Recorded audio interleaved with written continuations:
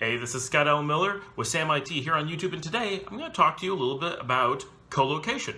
So what is colocation? Colocation is the concept that we can take our servers or other IT gear and move it into a dedicated data center, a shared data center that's hosted for us by a professional data center company. In the enterprise space, colocation is what we do every day. It's just how enterprises work. The idea that your servers will be located inside your physical office seems crazy once you're at any scale. It's only in the SMB space that we even have the concept that we might have all of our servers on site with us. As you get large enough to have two sites, obviously you start having problems that the servers you need to access are at the other site. To you, those are co-located. Co-located internally, not with a professional co-location company, but they're still co-located, just at your own facility. Professional co-location offers the kind of scale and performance and expertise that enterprises use all the time, but offer it to SMBs, SMEs, medium and large companies, and in many cases even enterprises for a portion of their workload. Most enterprises are going to have their own data centers somewhere, but they may have just one of their own and then use colocation for their failover, for secondary sites, whatever, for growth. Colocation may sound really expensive, and in some cases that's possible, but in general it's not. Now, colocation does compete with cloud computing, with hosted cloud computing in many cases. And by compete, I mean they play in the same space. Someone else is hosting some amount of your stuff, and they have different value propositions. And we'll cover that in another video. But when comparing to traditional in-house servers, colocation is very easy to talk about, because when we're looking at traditional in-house servers on our LAN, we have physical servers, we know exactly how many they are, we know what they cost. When moving to colocation, we're able to take those same servers, move them to colocation, and compare the cost. We're also able to look at pretty simple things like server consolidation. If we're using, say, a number of older, physically larger servers in-house, when we move to colocation, it's really easy to look at the cost of moving those servers physically, just putting them on a truck and taking them to a colo facility, versus purchasing, say, a brand new 2U, much higher performance server that's more costly physically, but maybe a CapEx investment that lowers OpEx at the colo. We can play with those numbers. It's easy to pop them in a spreadsheet and see which things work out best for us. One of the things that's really surprising to a number of people who've never actually tried colo before is that often there's a lot of costs that colos absorb that we don't think about. And it may be tricky to figure out where all of them are for you. If you have a server running in-house, you need to think about the fact that you have to cool that server, you have to maintain that server that has people and HVAC costs, you have to maintain that HVAC and make sure that it's working. You can't just let it shut off over the weekend. I've seen facilities with in-house HVAC die and all of their servers melt. Not the metal, but all the plastic bits, the wires, and then things short out. Everything's destroyed simply because their air conditioning died over the weekend and no one was monitoring it. That's another cost. Do you have monitoring? Do you have access to your facility around the clock? Do you have good security? And what are you paying for that? And the biggest costs, space in your office real estate, which is probably expensive, but not always, and power, which is almost always expensive.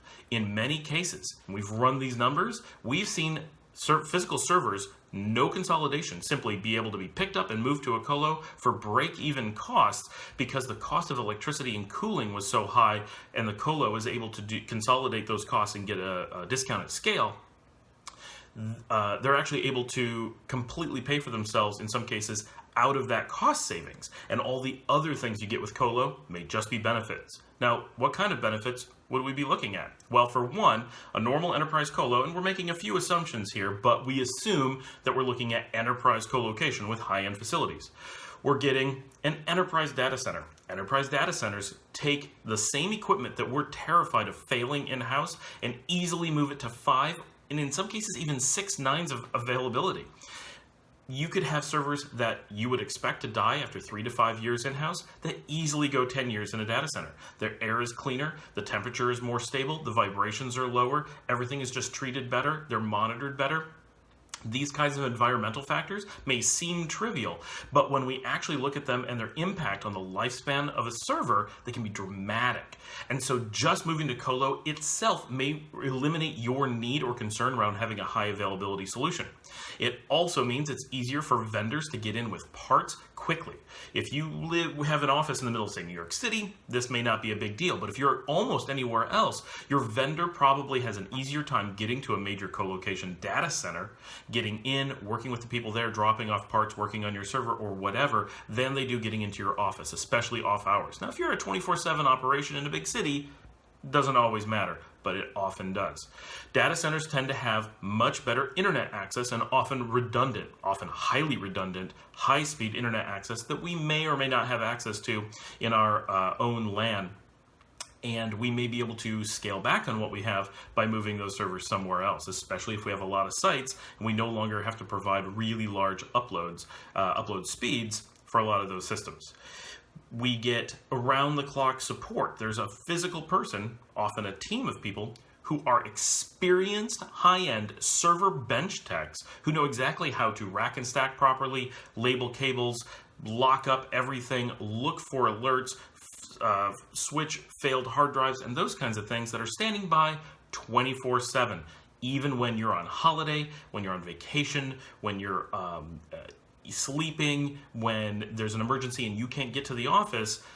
Enterprise data centers for colo have these resources. And so, again, this is a spot where you may have had to hire an additional person to help you, and that may be eliminated simply by moving to colo. In many cases, it won't, but it will give you greater capacity than you had in either case. Colo really gives us a different way of looking at our own environment. And as John Nicholson likes to say, high availability is something you do, not something that you buy. Now, moving to colo with your same gear is not magically going to move you into high availability. Not at all. It's still the same equipment in a single site, but it does give you a foundation for high availability. You have an ability to build high availability because you're starting from a solid foundation, including diesel generators or the equivalent, so that power doesn't get interrupted. Good, high-quality UPSs that don't let your servers go down while the generators are kicking on. Dual-rail power, so that if you lose a power supply, your other power supply is able to keep going, whether it's your power supply that failed, or a UPS that failed, or a generator that failed, or the grid that failed. You have these redundancies. And all of these things are possible to do in-house, but reasonably will never be done in-house. Only the largest of enterprises could ever consider the kinds of costs that are covered by a good enterprise colocation facility, whether it's staff or technical or facilities or whatever. So all of these things come together, and if the price is anywhere close, chances are overall it's going to save you money while improving your capabilities for your IT infrastructure. So colo is something that a lot of people need to look at very, very strongly. If you're running your own servers, chances are that you need to have them in a colocation facility.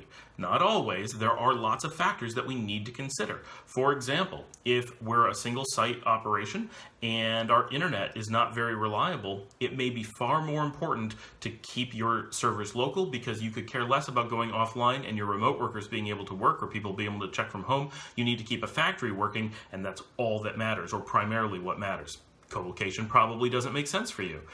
But that's not the norm. It's maybe 10 to 15% of businesses, especially in the SMB space. For most companies, other factors are more important, such as availability regardless of the status of your main office, the ability to work remotely, from home, to bring up other offices, or even just to have mobility to move to a new office. You decide to close down one and move to another. If all of your server infrastructure is located inside your LAN, moving to another office could be highly disruptive, and so disruptive that it may cause you to decide not to take advantage of real estate opportunities or relocation opportunities because it's simply too hard for you to do. But if all of your infrastructure is co-located in an enterprise data center, you have the opportunity to move your physical locations with no disruption or really trivial disruption. Your operations are able to keep going as if nothing happened, and some of your people can be in each location. Some people can be working from home.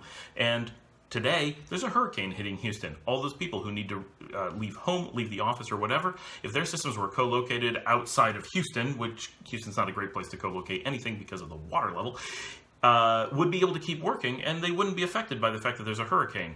So it's a great day to be talking about this kind of thing. Of course, cloud computing could do the same things, completely different cost profiles and ways of approaching that. So again, another video. For any business that's running their own servers or considering running their own servers, though, colocation needs to be a consideration, not just when you put them in the first time, but over time. It needs to be a decision that's evaluated regularly. For the majority of companies that run their own servers, we expect that you will find colocation to be highly beneficial. Always exceptions. This is not a best practice. This is a standard pattern that makes a lot of sense for the average business. And it does take some amount of time to get used to working with a colo. You have different factors as far as real estate. You want to find ways to get higher density servers when you purchase them. You have different ways of working with your remote hands. You have to work through email and tickets. You'll get to know people at the colocation facility, however, and generally that becomes a very frictionless way of working, and you'll often come to very much appreciate the fact that you no longer have to deal with physical equipment. That's something you open a ticket for, and you get to focus on the IT work while they handle the physical infrastructure components. So to wrap up, colocation is highly valuable and far more applicable than most people in the SMB and SME space often give it credit for being. It's something that should be evaluated. Look at both local and relatively distant, still within your country, data centers. The idea that your data center has to be next door or that you have to get to it physically generally has almost no value. You don't want to be going to your colocation facility except in the rarest of circumstances, generally the initial delivery or the final pickup of equipment. If your data center is all the way across the country but meets your needs in other ways, chances are it's going to be the one you want. If you're working in New York, yeah, you'll probably want something east of the Mississippi, not Los Angeles. But most enterprise facilities will have locations at least within your general region. New York, San Francisco, LA, Chicago, Dallas, Atlanta. You can be within a pretty good distance, and in most cases it'll work just fine. You have to evaluate your workloads. Not all workloads are perfect for colocation, just as many workloads are not great for on-premises deployments. And of course, consider the fact that you may have some workloads that you want to keep on your LAN and some workloads that you want to move to a colo.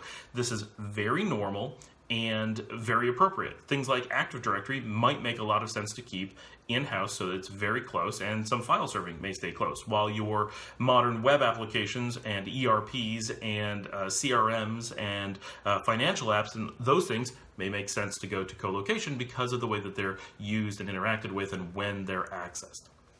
Thank you for joining me today. Remember to like and subscribe, and I'm going to be adding to the notes below a link to Patreon. It would be awesome to see some people come out and support this show, because obviously there's currently no advertising, although we all are working on that. It does take time to produce and effort, and we would love to be able to continue making these. So thank you for joining me.